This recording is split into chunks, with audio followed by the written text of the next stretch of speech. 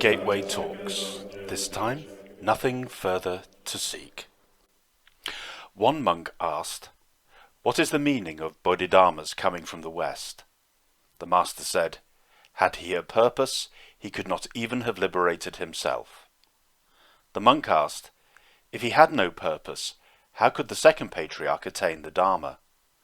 The master said, "To attain is not to attain."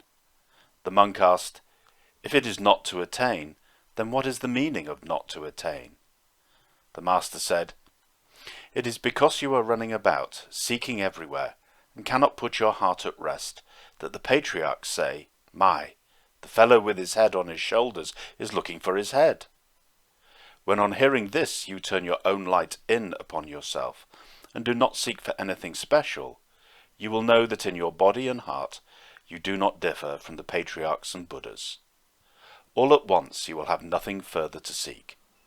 That is what is called attaining the Dharma."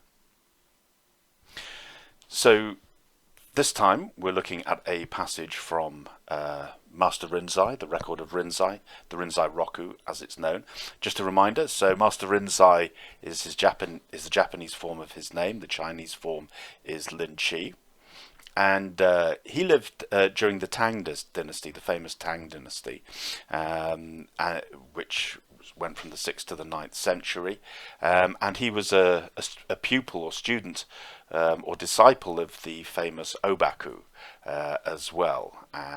We won't go into the whole story of it, but simply to say that Master Rinzai himself came from a tradition that was very much in the Tendai school, the Vinaya school. He was very prominent in his learnings about Buddhism and so forth, but he found that that wasn't enough, and even in that very short time, carries on through to today, Rinzai being one of the few unbroken lineages of Zen into the present day. And so with that, we'll look at this passage where he refers to Bodhidharma, who is of course the first patriarch of Zen. He's known as the first Chinese patriarch. Bodhidharma himself came from India. He was an Indian monk.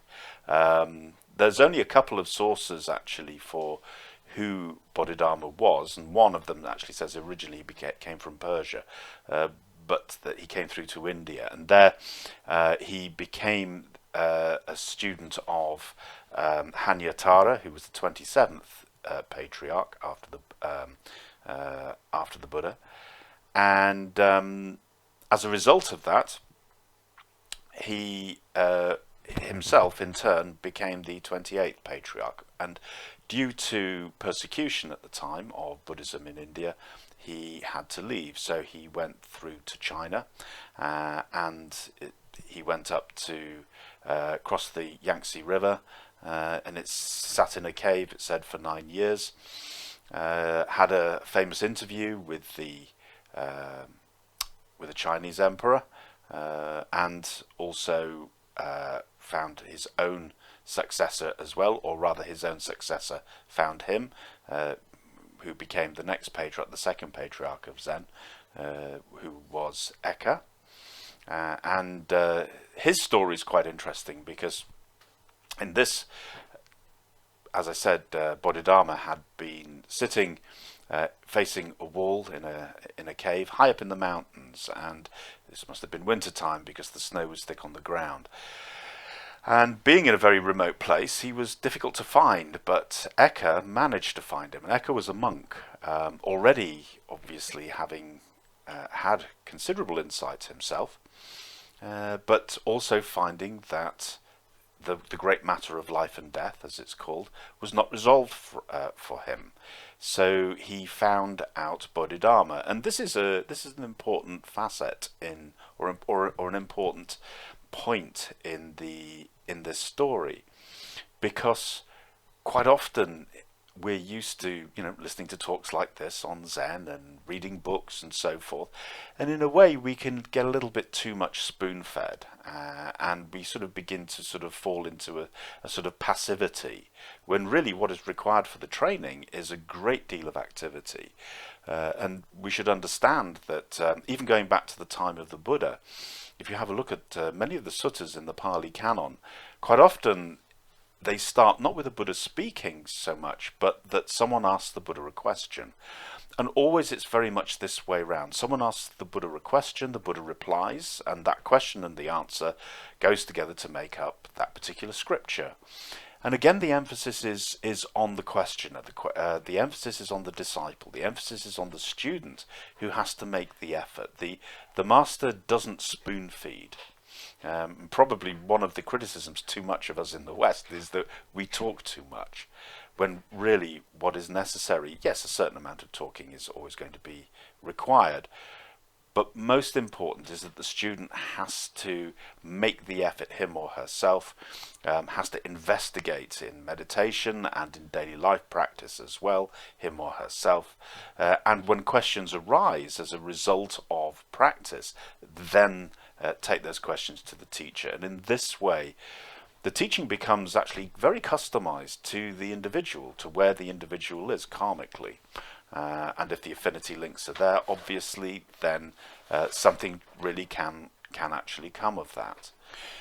So Eka stood out in the snow, obviously not disturbing Bodhidharma, who was sitting in Zazen.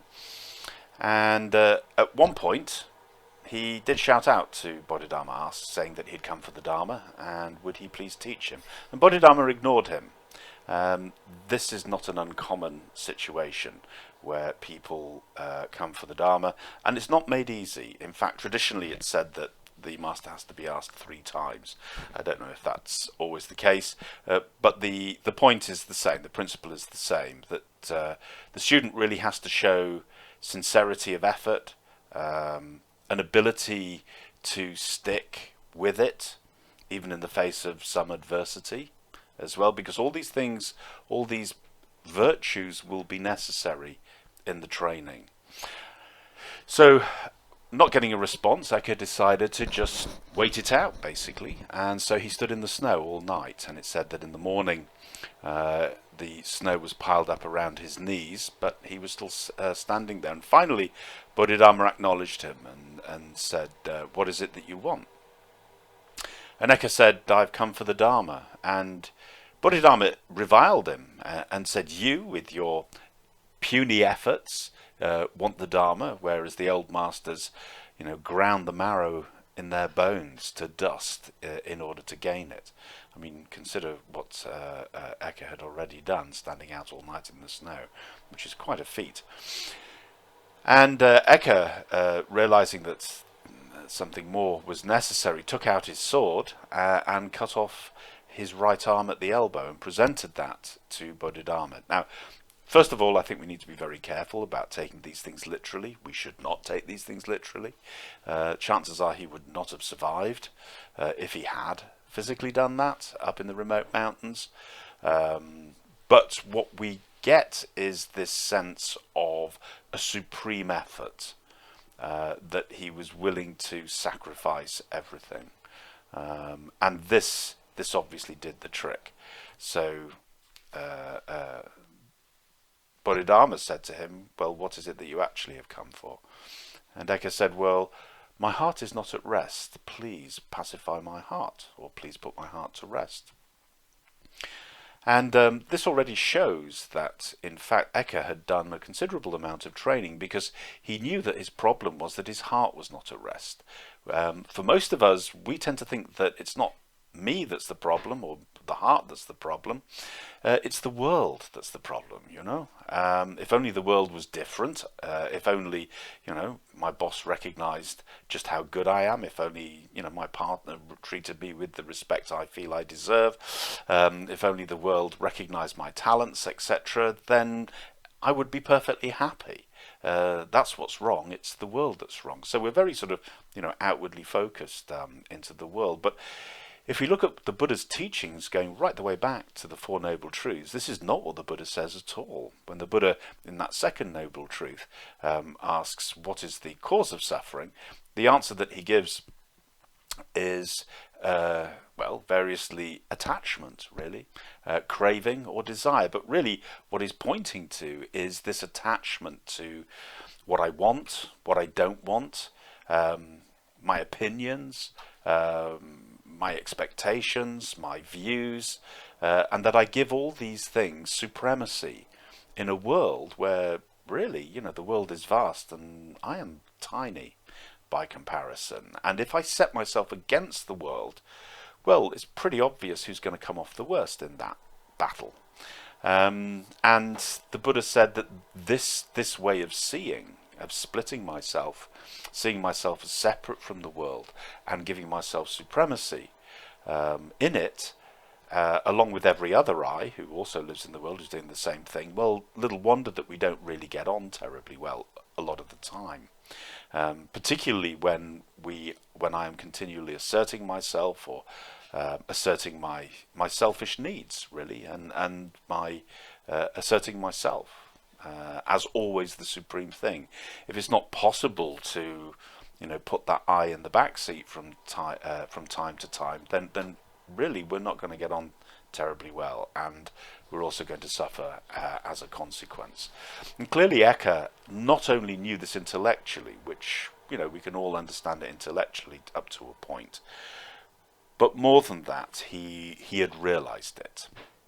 He realized that this was the truth, and but the problem was that didn't solve the problem of his restless heart.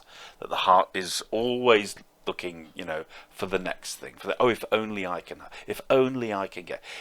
If only such and such was the case, then everything would be all right. And so, having come to that point, this was his problem. This is what he recognized as his problem. So Bodhidharma said to him, well, in that case, bring me this heart that is restless, and I will pacify it for you. And presumably Eckhart went off and sat meditation to look for this heart that was always restless. But the thing is that in meditation, when we're really looking, when we really give ourselves into that looking, then what we find is that because the heart becomes very concentrated, suddenly there's no room for anything else, and that heart vanishes. And he realized that he couldn't find this heart, and so he went back to Bodhidharma and said this. And Bodhidharma said, you see, I've pacified this heart for you already. At which point, well, in fact, Eckhart had already, by the time Eckhart had gone back to him, clearly Eckhart had seen the point, had recognized that if the heart is allowed to be dissolute, and if I am constantly following every little want and thought that sort of pops up, and cannot let go of those, and as it were practice restraint in the body, then yes, the heart leads us on a merry dance. But if it is possible to let go, and if we train ourselves to do precisely that, and that is exactly what a Zen training is about, what a Buddhist training is about, through the practice of restraint, that skill, that power of being able to let go and to bow and to just say yes to the circumstances, even when they don't always suit me, then we have nothing to fear from the world. We have nothing to fear from desires that arise either, because they will do karmically. That's just as it is. And if we are involved in a training, I mean, one of the things that we do in the training is suggest to people that they take up a timetable. For example, a time to get up in the morning, a time to go to bed in the evening, time for the Zazen meditation, and one or two other things, but otherwise, we do that, and we follow that 6 days a week, because sooner or later it will come to the point where the alarm goes off in the morning and I don't want to get out of bed, or it's time to go to bed, but not right now. That comes up, and the question is, how will that go? Will it be my way, or will it be the Buddha's way? If we're using the timetable as a skillful means as part of our Buddhist practice, which way will it go? My way or the Buddha's way? And learning to let go of my way is a skill, and it's something that has to be trained in. And to a degree, we do this already. Because otherwise we wouldn't be able to keep a job down. I'm quite sure that from time to time we've all woken up thinking, I really don't want to go into work today. But, if you've got to pay the bills and have a roof over your head and food to eat for you and your family, then there's no choice really. And that having no choice does make it a lot easier. I remember when living in the temple, we used to have people who, sometimes some people would come. It's interesting, people look at Zen and think, there's a lot of discipline there. It probably attracts people who sort of missed out on national service first time round. But actually it also attracts people whose lives are very chaotic, because those people are just the people who recognize the need for some kind of discipline, and that it feels beyond their grasp.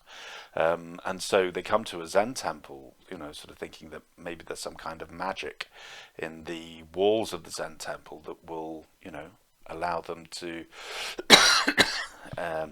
allow them to find that discipline. And the interesting thing is that in the temple they can do it. They can get up at 6 o'clock in the morning. They can be down in the shrine room ready to chant on the cushions, dressed and all ready to go at 25 past 6. And they can follow, by and large, they can follow what needs to be done. And then they sort of dread going back home because they say, I won't be able to do this. But that's not true. They can do it.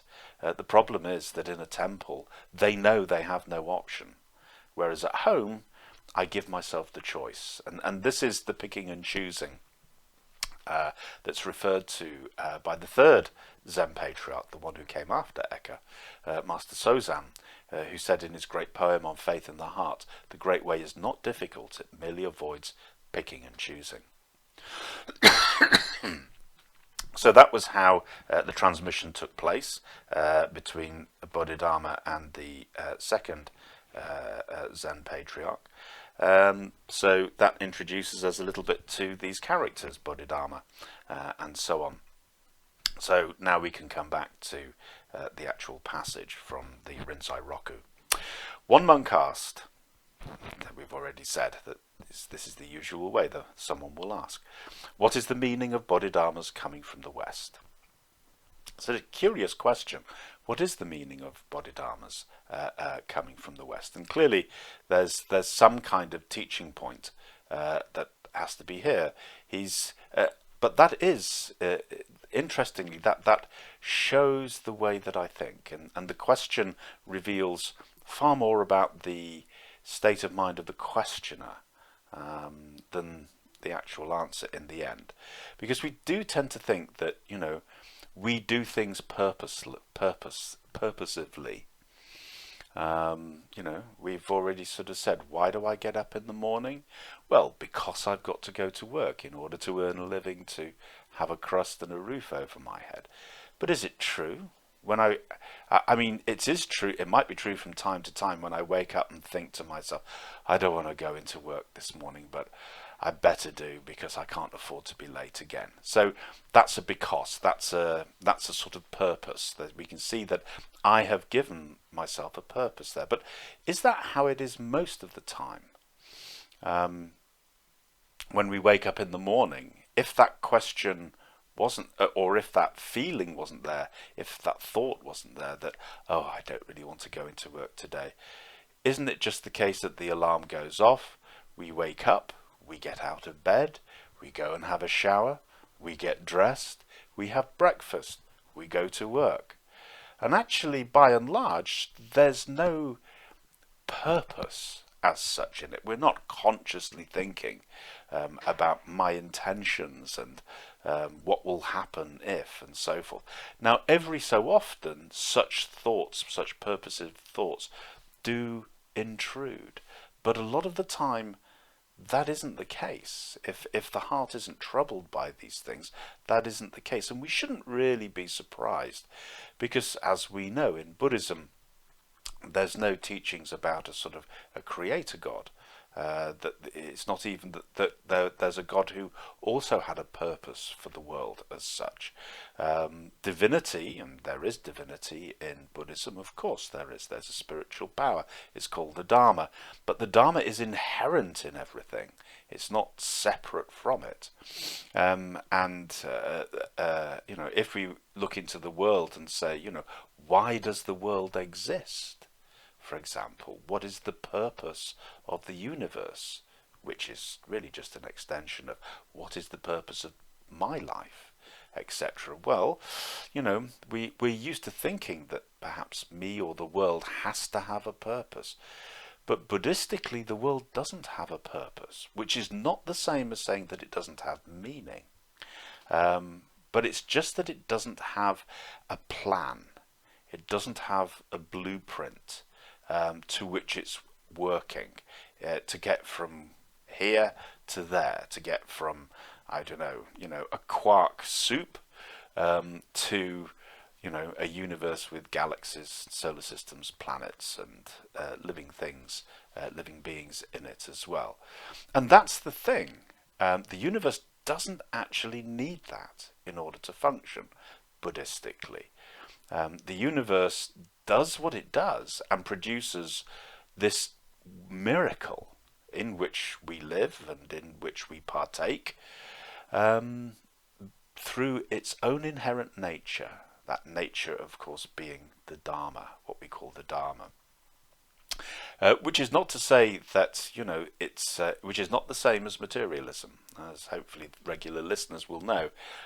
Buddhism is not a materialist philosophy at all.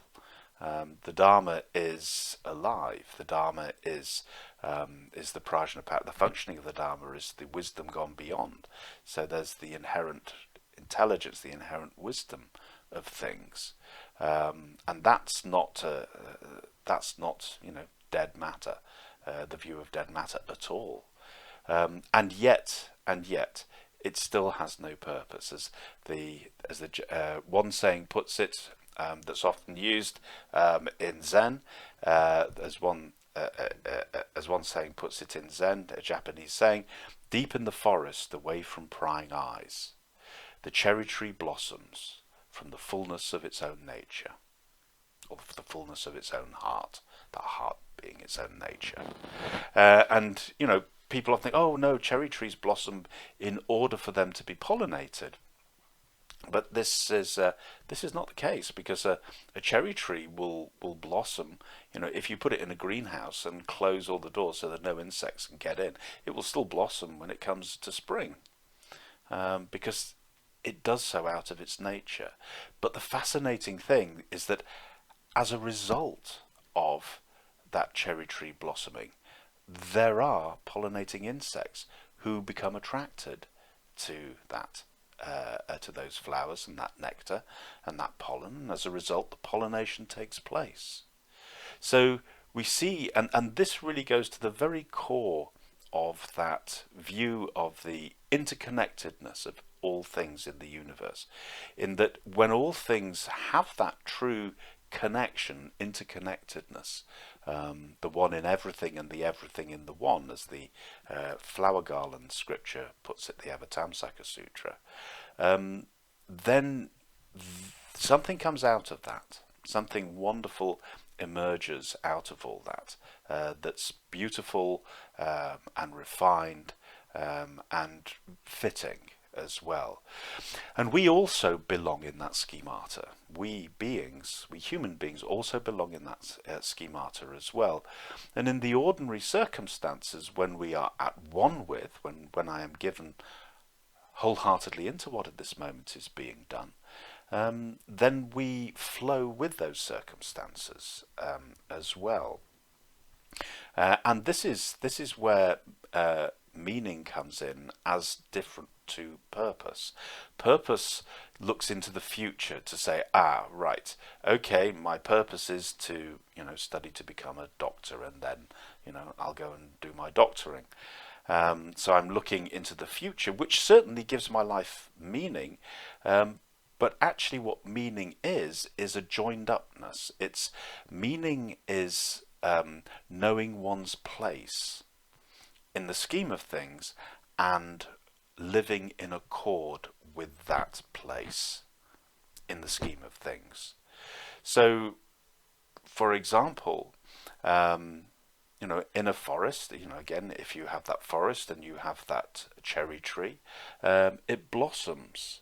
Its meaning is that the blossoming of those flowers attracts the pollinating insects, and as a result of that, the pollinating insects get the nectar, which they then turn into their honey, with which they then also, feed their offspring, etc.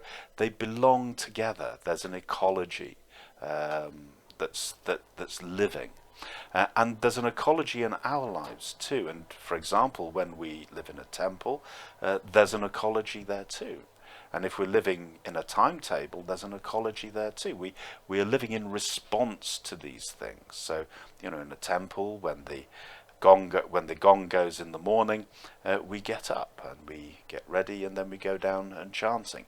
And our participation in that life, that is our meaning. So here we are as individuals, but we are also part of something greater than just myself. And that's the meaning. That's where the meaning comes in.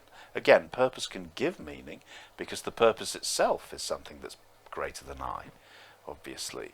But meaning can exist without purpose. And in Buddhism, it does precisely this. And this is really the point that Master Rinzai is trying to bring over. The Master Rinzai is bringing over. So when he says, what is the meaning of Bodhidharma's coming from the West? He knows that the monk is thinking, maybe he was coming to spread the Dharma. Maybe he was coming to escape from persecution. But the Master said, had he a purpose, he could not even have liberated himself. And it's true, because if he'd been still stuck on purpose, then he was still stuck on I, because it's I who needs a purpose to do something. The monk asks, still not really quite understanding, if he had no purpose, how could the second patriarch attain to the Dharma? In other words, surely Bodhidharma must have had a plan to transmit the Dharma into China. But this is not the case at all, as was said. The cherry tree, put into a greenhouse, will still flower, will still do what it does in spring, because that is its nature to do so. Now, it's true that if it was kept in a greenhouse forever, then obviously it would never fruit. It would never fruit because it could never be pollinated. So that nature could be frustrated. That is true. But cherry trees don't grow or haven't evolved to grow in greenhouses. They've evolved to grow in out in nature, where the pollinating insects can come to them, and they become part of that environment, part of that ecology, as we've said before.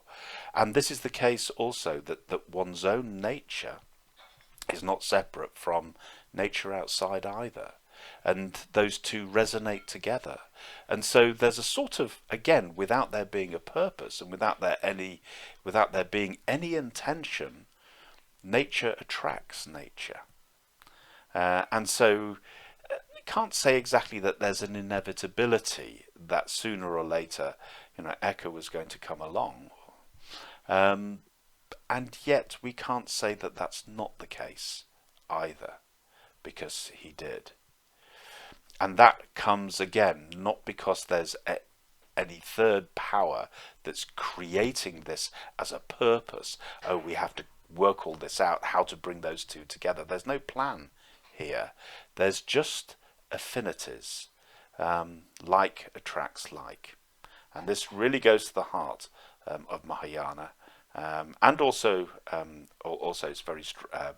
It was a concept that was very well understood, of course, from Taoism in Chinese thought already.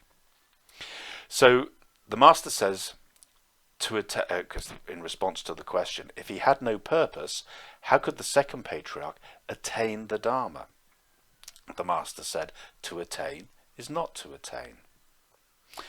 Now, that's obviously sounds like a contradiction in terms, but it does need a little bit more explanation. But again, what it comes to it is that to attain something, we can only attain something that we haven't got. So, if I attain a degree in physics, it's because before I didn't have a degree in physics, and then I attained it. So, we can only attain something that we have not got. But we already have our nature. Our nature is already functioning, and our nature takes us where we need to go. In the same way that the cherry tree blossoming attracts the pollinating insects, nature attracts nature. And that seeing it in this way is completely different to the whole I doing. I must now. How do I get those pesky bees to come and pollinate my flower? Pollinate me. Oh yes, I better produce some flowers in order to do that. No, it doesn't need anything like that, because nature attracts nature. And so it is between master and pupil as well, between Bodhidharma and Eka. And so it is between Rinzai and his disciples as well. Nature we already have, and so we cannot say that we attain to nature. So the monk asked, if it is not to attain, then what is the meaning of not to attain? Because he really doesn't get it. The master said, it is because you are running about seeking everywhere and cannot put your heart at rest. Remember what Eka said, please put my heart at rest. That the patriarchs say, the fellow with his head on his shoulders is looking for his head. Well, this is an allusion to a story of vain Devadatta, who's not the same as evil Devadatta, the Buddha's cousin, but there's another one, vain Devadatta, who was a very wealthy, young, handsome man. And every morning he was in the habit of leaping out of bed, looking in the mirror and admiring how handsome he was. And one day the servants had been cleaning the house, and they'd turned the mirrors to the walls so that no dust would alight on them. And obviously they'd forgot to turn that particular mirror back. So when Devadatta sprung out of bed and looked at the mirror, he couldn't see his head. And so in a panic he thought his head had gone. It had been lost, or someone had stolen it. And he shouted out, my head, where is my head? And the servants all came running, and they said, quick, search the house, top to bottom. I must find my head. And the servant had to point out, well, it's on your shoulders, where it's always been. Of course, it's a bit of a crazy story, but it makes the point, and the teaching point, is that in this running about looking for enlightenment, in this running about looking for, spiritual mysteries and great truths, or fulfillment as well, or looking for something, to gain something, to attain something, as it's put here, is wasted energy. It's restlessness of the heart, instead of putting the heart at rest, and realizing that this heart is inherent, this fully functioning and awakened Buddha heart is already present. We are looking outside for the next book, for the next teacher, for the next talk, to enlighten me. And actually it's me who's precisely in the way. That's the one that needs to lie down in order for that realization to take place. When on hearing this, you turn your own light in upon yourself and do not seek for anything special, because I am the one who's always looking for, don't I want to be special? I want to be enlightened. I'd quite like to be a Zen master. You will know that in your body and heart you do not differ from the patriarchs and Buddhas. And that's true. Our nature differs not one jot from any of the patriarchs, such as Bodhidharma, Rinzai, or even the Buddha himself. All at once you will have nothing further to seek. Because if we've already have it, everything that we need, then we don't have anything further to seek. That is what is called attaining the Dharma. So there we have it from Master Rinzai himself, that to attain is not to attain, and really we look into our own house, because here is our own Buddha heart, and here is really everything that we need. And that's, to begin with, requires an act of faith, a deep root of faith. in the existence of the inherent Buddha nature in ourselves, and that is through this training, through this softening process of I wanting and I not wanting and my opinions and so forth. It's that whole bundle that needs to lie down, that needs to fall off. And when that does, like the sun emerging from behind dark clouds, suddenly we recognize that that sun had been shining all the time. We'll leave it there.